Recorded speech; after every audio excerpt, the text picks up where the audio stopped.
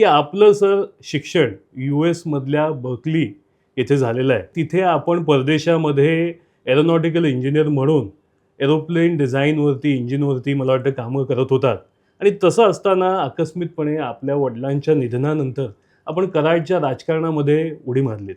या संपूर्ण प्रवासाकडे, अनुभवाकडे आपण कसं पाहता?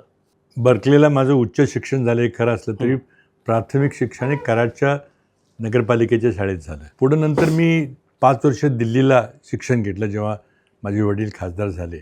आणि त्यानंतर दिल्लीजवळच असलेल्या पिलानी येथं इंजिनिअरिंगची परीक्षा, इंजिनिअरचं शिक्षण घेतलं 5 वर्ष. असं माझं शिक्षण झालं. मी 5 वर्षानंतर भारतात परत यायचा निर्णय घेतला. तो स्वतंत्र निर्णय होता. पण तो निर्णय, त्याला बर्निंग ऑफ ब्रिजेस म्हणतात, हे सगळे तोडून एकदम काय करायचं काय माहिती नाही, पण लगेच परत जायचा निर्णय घेतला. मी आलो, काय करायचं काही निश्चित माहिती नव्हतं. पण एक चांगलं इंजिनिअरिंगचं बॅकग्राऊंड असल्यामुळं, रिसर्चचं बॅकग्राऊंड असल्यामुळं इथं आपण तेच करावं असं मी आणि माझ्या एका मित्रांनी ठरवलं. त्यावेळेला राजीव गांधी आणि त्यांच्या माझा थोडा परिचय झाला त्यांचा, आणि माझं बॅकग्राऊंड पाहिल्यानंतर त्यांनी सांगितलं की आता तू पुढची जागा कराडची तू लढव. आणि मी 91 साली पहिल्यांदा राजकारणात आलो.